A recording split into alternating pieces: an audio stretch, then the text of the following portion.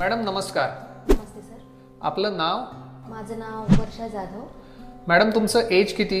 39 years. Madam आणि तुम्हाला कोणता त्रास हा होत होता? मला ना सर सायटिका म्हणता येईल. सायटिकाची सुरुवात म्हणता येईल.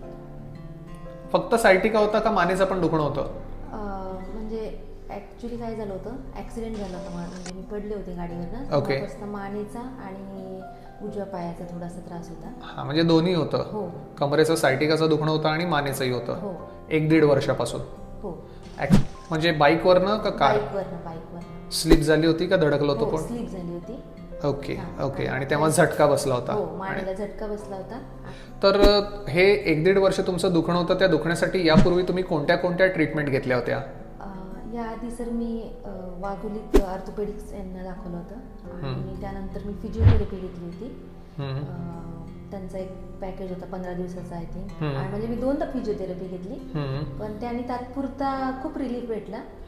पण ह्या तुमच्या FM4 या थेरपीनी मला 1 दिवसातच 95% म्हणजे तो एक कंटिन्यू त्रास होत असतो ना पायात, तो कम्प्लिटली बंद झाला. 95% म्हणजे नस मोकळी झाली. हो.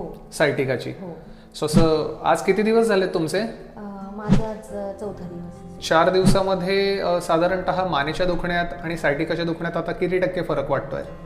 मानेचा म्हणजे मला मानेचा नव्हतं, म्हणजे जास्त त्रास नव्हता. ओके. पण पायाचा होता. पण ओके. पायाच्या ह्याच्यामध्ये मला दुसऱ्या दिवशीच 95% आहे. ओके. पहिल्या आणि दुसऱ्या दिवशीच 95% तुम्हाला फरक पडला आणि म्हणजे 100% बरं झालं पूर्ण? हो.